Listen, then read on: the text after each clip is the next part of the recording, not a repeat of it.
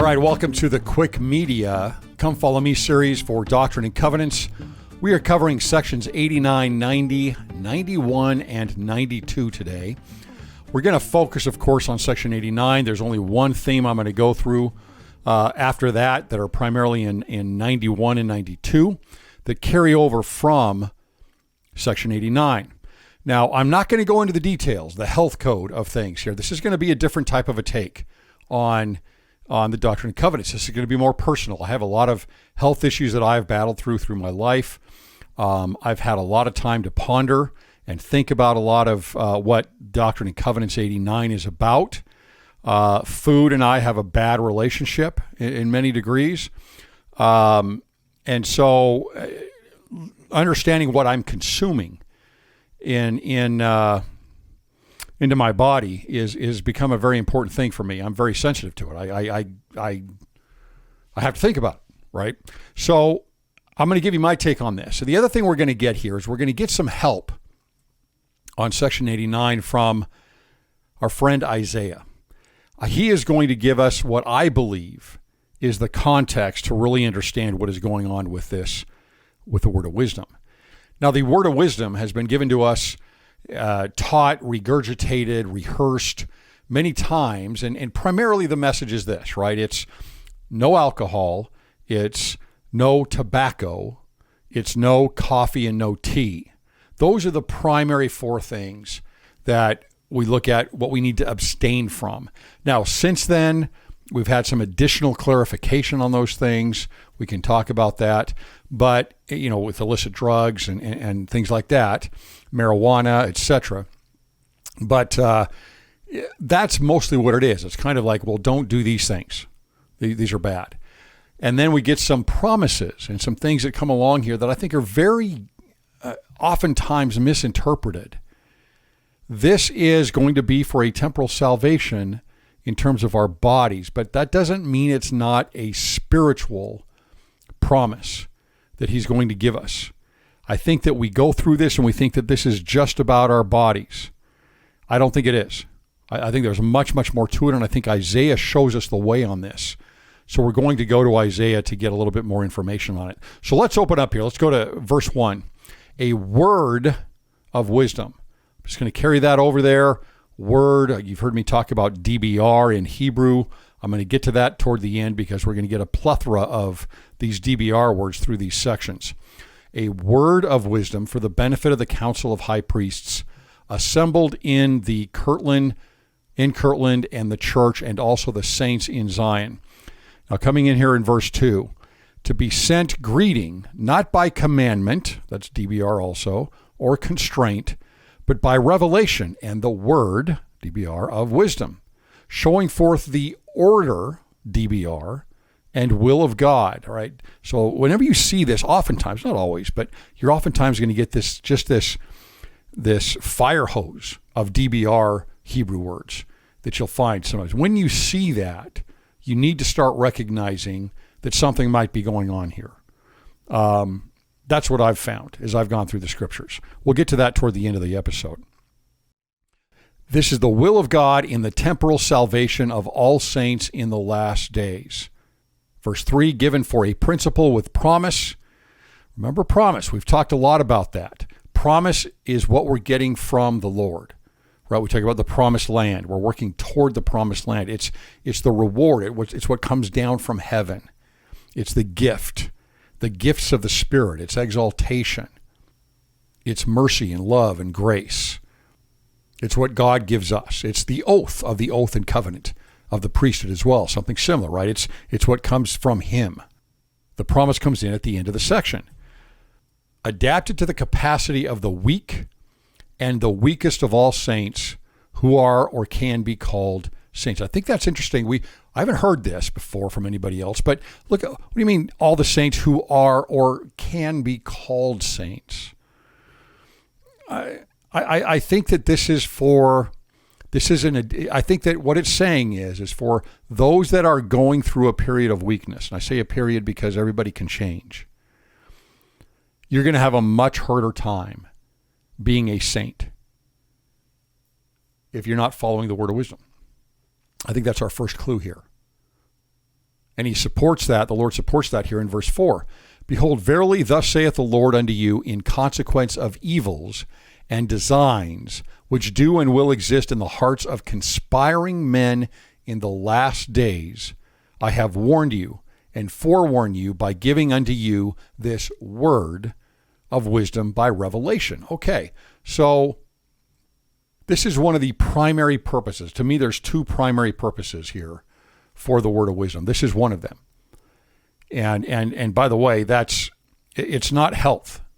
Health is like third, right? The reasons are given here in section 89. It says that it's because of conspiring men. Well, what would that mean? Well, look at social media. Look at advertising and television and billboards and everywhere that we get that. Going all the way back to magazines and newspapers. Trapping people into tobacco, trapping people into alcohol, getting people addicted to things and with addictive substances, or leading a lifestyle that pulls you away from the gospel. So this is a fortress for us against those conspiring men, against those that are trying to make money on the masses. Then we get a little bit on what we need to abstain from, right? In verse 5, that inasmuch as any man drinketh wine or strong drink among you, behold, it is not good. So there's our wine or our strong drink. Again in 7, and again, strong drinks are not for the belly, for the washing of your body, but for the washing of your bodies. I've done that, right? Rubbing alcohol is being used. If you use a gargle, a mouthwash, that's usually got alcohol in it. That's a surface thing. That's fine, right? It says that's what you should do. Actually, there are some do's in the word of wisdom here. Then 8, and again, tobacco is not for the body, neither for the belly, and is not good for man, but is an herb for bruises and all sick cattle. If you guys have used tobacco before for bruises, by all means, comment in here and let me hear about it. I've never heard of anybody that's ever done that in modern times. So we're going to highlight a few things here that aren't usually highlighted. For example, in verse 11 here, every herb in the season thereof, and every fruit in the season thereof, all these to be used with prudence. Think about what that means. When he says every fruit and every herb, he's talking pretty much about most things, right? Everything that we eat should be eaten with prudence. Why? Why would that be important? Well, we get the higher and the lower laws here. This is really about the higher and the lower laws, and our souls embody the higher and the lower laws. The lower law is our body. That is the temporal, the carnal. It is the earth of Genesis 1:1 to some degree. And then, of course, our spirit is the higher law. So just like with our spirit, when we're saying, well, these are the things we need to stay away from in consuming, in our minds, in our vision, in our experience, because it damages our spirit, there are also things that we're staying away from in the lower law where we need to have prudence in what we're consuming. Think about what you are eating. And in American consumerism especially, and in the West overall, but mostly in American consumerism, we don't do a very good job of that. We've got all of our stuff packaged and ready, and we don't always think about what is in this. Is this good for my body? And you've heard me talk about this before, where, we know that our body is a temple. That's what Paul says. Our body is a temple. And it's much more of a temple than actually the temple. The temple is a place that we go to for saving ordinances. They're necessary. But the temples are going to go away one day. We're not always going to have the temple, more than likely. What we are always going to have are our bodies. And so, as Joseph Smith says, we need to treat our bodies in a way of understanding, I'm paraphrasing obviously, where we understand that this is an eternal part of us. Do we treat it as an eternal part of our soul? Let's go to Paul in 1 Corinthians 3 here, starting with 16. This is important to see, I think. And this gives us, again, some clarification of what's going on here with the word of wisdom and what its purpose really is. Know ye not that ye are the temple of God, and that the Spirit of God dwelleth in you? All right, so think about the temple itself. Why do we make them the way that we do? Why is the architecture set at such perfection? Why is it kept so unbelievably clean? We put so much effort into that. The highest skill work, the best materials. Why do we do that? Because that's the lower law. Because that is the housing of the Spirit of God. It is where we go to meet God, so to speak. And so the physical, temporal part of that has got to be prepared for it.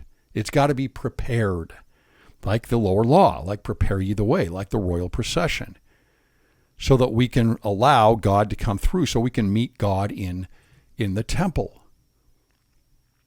I think that's the exact same thing that we get with section 89 in the Word of Wisdom. We're talking about a temple that we have, a mobile temple that is always with us, that is a part of us, that needs to stay clean so that we can receive the promptings of the Spirit. And I think that's one way to look at what the guide of the Word of Wisdom is for. It's not just health. There's something much more important than that. It is health. But the health provides the important thing. It provides clarity of mind. It provides the reception of the Spirit. And so when we go against these things, what we're really doing is we are putting up a barrier to the Spirit. We get caught up way too much in the health side of things. And again, I'm very into that. That's really important to me. But we can't, it's a natural thing for mankind to keep lowering things down to the lowest common denominator, to the lower law in all things, checklists and health and different things here. The issue here is we need the health and the ability so that we can to receive the Spirit, so that we make better choices, so that our world is aligned with the will of God. And so alcohol, if I'm looking at that and saying, well, look at all the problems with DUIs and you get drunk and you make bad decisions. Look, most people don't do that. That's not the problem with alcohol. That's not the only problem with alcohol, right? And tobacco is addicting, and it can cause lung cancer and other problems and these things. Those are the physical manifestations. But the issue here is the Spirit. The issue here is the Spirit. You can imagine how it was with Joseph Smith, as he, up until this time, and maybe for some time after, he would walk into a room, a smoke-filled room of tobacco, and there may have been alcohol in there, and they're spitting tobacco, and this would be a normal thing. It would be very common in antebellum America. And I just wonder if he felt at times like this is not conducive to the Spirit. And that's kind of what helped prompt this. We get here from Paul again here in verse 17. If any man defile the temple of God, him shall God destroy. He's talking about the temple. Him shall God destroy. I'm coming back to this, I hope, if I remember. For the temple of God is holy, which temple ye are. What does he mean he's going to destroy you? I don't think he means physically, though there can be some manifestation of that, right? Disease and other problems. He's talking about spiritually. Don't defile your body. I think it's also interesting that we get the term of wisdom in here, as in the Word of Wisdom. Let's see, go down here to 18, right? Let no man deceive himself. If any man among you seemeth to be wise in this world, let him become a fool, that he may be wise. In other words, the Word of Wisdom gets a little more context here in understanding what's going on. It's the Word of God's wisdom, not of man's wisdom. More from wisdom here in 19. For the wisdom of this world is foolishness with God. For it is written, he taketh the wise in their own craftiness. Okay, definite tie-in there to section 89. All right, back to verse 11 in section 89. All these things to be used with prudence. What am I eating? What am I consuming here? I'm going to think about this, because it's what's going into my temple. And secondly, and thanksgiving. That's another do of Section 89. We're supposed to offer thanksgiving. I think that this is an important principle. I think it matters. I really do. I think it matters. I think it changes us as we are thankful for the fuel and for life, and for, if we're being prudent with what we're eating, what we are putting into our bodies. I can't say with the same assurity, if I have a really bad diet, or if I'm taking illicit drugs or drinking alcohol, thank you so much for these things that are damaging my body and damaging my temple, that are going to then in turn push away the Spirit, your Spirit, from me. So I think those things go together on purpose. All right, and then in verse 12, we get the flesh of the beast. They're to be used sparingly, also with thanksgiving, as we're told. And then we go into the grain and different things like that. Again, that's not the focus I'm going to go into here. I think that's a problem that we have. I'm sure other programs have done that. We need to look at this spiritually. That's my goal here, is to look at this more spiritually. So coming down here toward the end of section 89, look at what we get here in verse 18. And all saints who remember to keep and do these things, walking in obedience to the commandments. Okay, keep and do these things. Prudence in what we eat and thanksgiving, right? Those are part of that. Prudence in what we eat and consume or take into our bodies as far as drugs or anything else, and thanksgiving. Walking in obedience to the commandments, that is a DBR word, shall receive health in their navel and marrow to their bones. Interesting. If we are wise here, we can again look at a temple and think about our bodies here in verse 18 as a temple. All right, then verse 19. Here's where it really gets interesting. And shall find wisdom. Okay, there's our wisdom again. So the word of wisdom, is it the word of wisdom that we're receiving from them, that this word that they're giving us is wisdom, that the Lord is giving us is wisdom?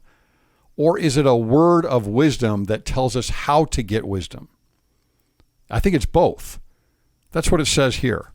Because it says, you shall find wisdom and great treasures of knowledge, even hidden treasures, or understanding, as Isaiah is going to go through here.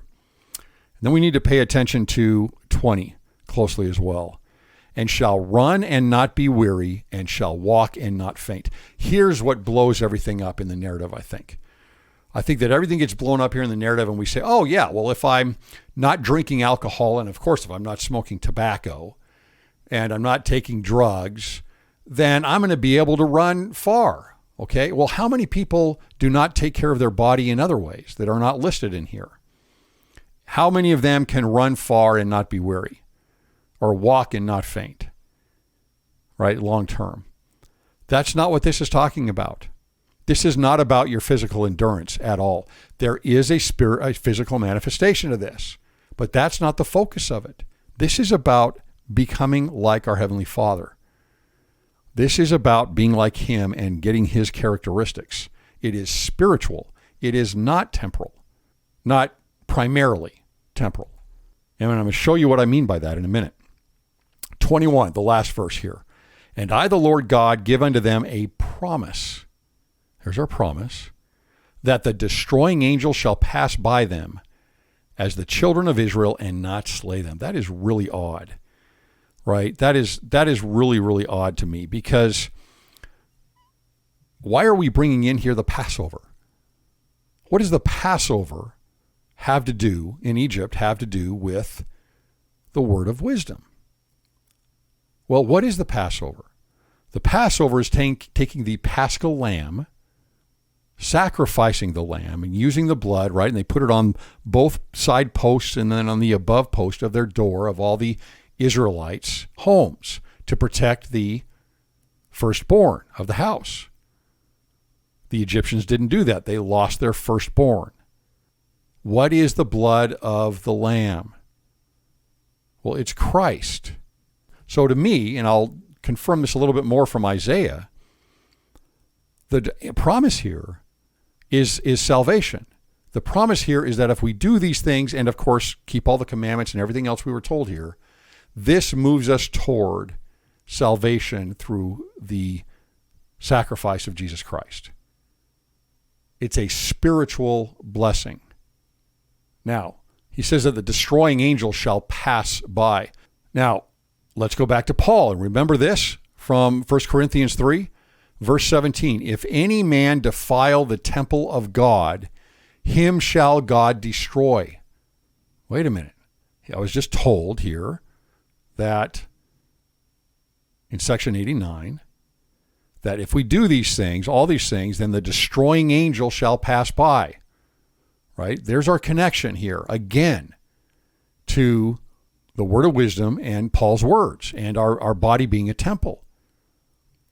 Him shall God destroy, for the temple of God is holy, which temple ye are. So that's one reason why that reference is in there, because it's already been used before in terms of our bodies as being temples. That's what this is about. Our body is a temple, and it has to be prepared and maintained in a way that is going to receive the Spirit. Let's look back here again at 89. I want you to go through these last couple of verses here so that we are refreshed here for Isaiah. All right, 19, and shall find wisdom and great treasures of knowledge, even hidden treasures. Well, what does that mean? I'm going to show you in a minute what I think that means. And shall run and not be weary, and shall walk and not faint. Okay, so here we go to Isaiah 40. This is a section that you are familiar with in many ways, probably. This is about, we're going to go right through a few of the quick interpreters here that are going to give us some information about the context of why these same verses are in this chapter. Let's go down here toward the bottom here. See a couple things that we're going to see here. Verse 28, fainteth not, neither is weary. There is no searching of his understanding or wisdom. Down in 31, but they that wait upon the Lord shall renew their strength. They shall mount up with wings as eagles. They shall run and not be weary, and they shall walk and not faint. So what is the context of this? Because if I don't have the context right in 89, which I don't think we usually do, again, I think we see it as a very physical blessing. Yeah, I can go run a marathon now. But if I can bring it back to Isaiah here, who informs so much of the scriptures, and understand the context that is given here, then I'm going to get a whole new understanding of section 89. So let's go up here toward the top. This is where we get the one, a voice in the wilderness, prepare ye the way, right? Verse 3, the voice of him that crieth in the wilderness. This is the idea of John the Baptist, right? Prepare ye the way of the Lord. Make straight in the desert a highway for our God. Now, if you followed this podcast, you know something about the royal procession that I go over. That's what this is.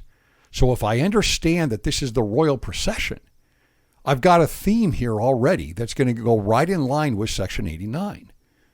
Right? What is the theme? Well, the path of the king that's going to the temple, like our bodies, the temple, the path or way has got to be cleaned out. The stumbling blocks have got to be removed. It's got to be made straight. It's got to be ready for the king to come through to the temple. So we get a lower law, a preparatory law, an Aaronic law, a carnal, temporal law of a body, just like our bodies need to be cleaned and straightened and prepared to receive the Spirit.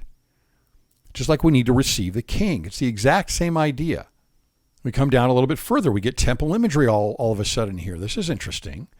O Zion that bringest good tidings, that's the gospel. Get thee up into the high mountain, O Jerusalem, that bringest good tidings. Okay, and then down in 12, he who hath measured the waters in the hollow of his hand and meted out heaven with the span. That's like a curtain. It's a veil. And comprehendeth the dust of the earth in a measure. Well, where was Adam going to come from? Where does he come from, and where will he return? And weighed the mountains in scales and the hills in a balance. This is all about the temple and the measurements and the exactness of the temple structure, the temporal structure, just like our bodies need to be measured and weighed in the scales and the balances, and whatever we put into it needs to be the same. So just as you would expect from an intro of the royal procession that leads to the temple, we start getting temple imagery here in Isaiah 40. And then our eyes are opened a little bit here to the last few verses of section 89. Here in verse 14, we start getting what comes along so often with temple imagery, and that is a structure of hierarchy, right? An order, a DBR that is going to be put out here. 14 says, with whom took he counsel? And who instructed him and taught him in the path of judgment? Well, obviously nobody. And taught him knowledge and showed to him the way of understanding or of wisdom. Well, nobody did. Verse 18, to whom then will they liken God? Or what likeness will ye compare him unto? Putting him at the very top. That's what's happening here. A little more temple imagery here in 21. Have ye not known? Have ye not heard? Hath it not been told you from the beginning? Right, that's the counsel. That's the premortal life. Have ye not understood from the foundations of the earth? This is creation. And then we kind of get an image of a throne here. It is he that sitteth upon the circle of the earth, and the inhabitants thereof are as grasshoppers. He's here, we're down here like grasshoppers. That stretcheth out the heavens as a curtain. Right? That's the firmament. That's day 2 of the creation. It's the veil. And spreadeth them out as a tent or a tabernacle to dwell in. Okay, so this whole thing about a temple here and about preparing for the way for a temple, the way of preparing the way for the king going to the temple, is the same thing as section 89. It's starting to fall into context for us. This is about receiving the Spirit. And it's about becoming like our heavenly parents. And then here's where we get down in verse 28. Hast thou not known? Hast thou not heard that the everlasting God, the Lord, the creator of the ends of the earth, fainteth not, neither is weary? Whoa, wait a minute. So it's God that doesn't faint, and it's God that's not weary. Well, what marathons is God running? None. These are his characteristics. This is an idiom, right? This is an idiom that means something to them. It's being used as an example of something temporal, but in reality, these are spiritual characteristics of God. So this is about becoming like him. And then we get also the word, the wisdom here. Right after this, fainteth not, neither is weary. There is no searching of his understanding, another characteristic. Well, those are our hidden treasures. That is our wisdom that we are looking for. So the word of wisdom, informed by Isaiah, tells us that by keeping our temples clean, we can receive the Spirit and become more like our Heavenly Father, gain his attributes. That's what it's telling us. That's how I see it. And again, down in 31, but they that wait upon the Lord shall renew their strength. They shall mount up with wings as eagles, and they shall run and not be weary, and they shall walk and not faint. Right? Well, we just saw who walks and doesn't faint, who doesn't get weary. God does. So in other words, you will become like him. That's exactly what it's saying.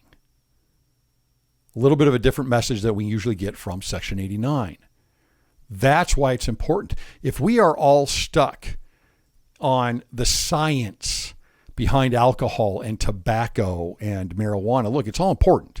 I'm not saying it's not important, but you're going to be moving along on a whim with new discoveries, right? The latest discoveries are that a glass of wine every day is healthy for you. Well, how do I combat that now? If I think that's what it's for, is just what the science is behind my health, then I've got a problem. No, the issue is that these things that we have received from section 89 and from the prophets since then, that are a part of the word of wisdom, are things that push away the Spirit. Whether we think about it or not, we don't know exactly what's happening to our bodies or how that prepares us for the Spirit. But these things harm our reception of the Spirit. That's the issue. We need to get out of thinking in a lower law manner here alone. Not that it's not important. And start thinking in a higher law manner here, where we understand that this is a guide to become more like our Heavenly Father through the reception of the Spirit. So now when I go back to section 89, and I see this again, the idea of health in their navel and marrow to their bones, and I understand about temples, this starts to have a totally different effect on what I'm thinking about, because this is about becoming like God also. It's all tied together here. It's a temple reference. And I learn about wisdom and understanding and treasures of knowledge. These are the characteristics of God that we were just told by Isaiah. And that I'll run and not be weary and shall walk and not faint. It's not running a marathon. It's not just the endurance that we have. That is a physical manifestation that can happen. What it's about is becoming like our Heavenly Father and being able to receive the Spirit. So how are we treating our bodies? What do we do to them? What do we put in them? Are we massively hitting simple carbs and processed foods and sugar? Not something that's listed specifically in here, but certainly something that affects our mood and our body and probably the reception of the Spirit. Am I exercising my temple so that I have greater clarity? Is that going to help me receive the Spirit? I believe it will.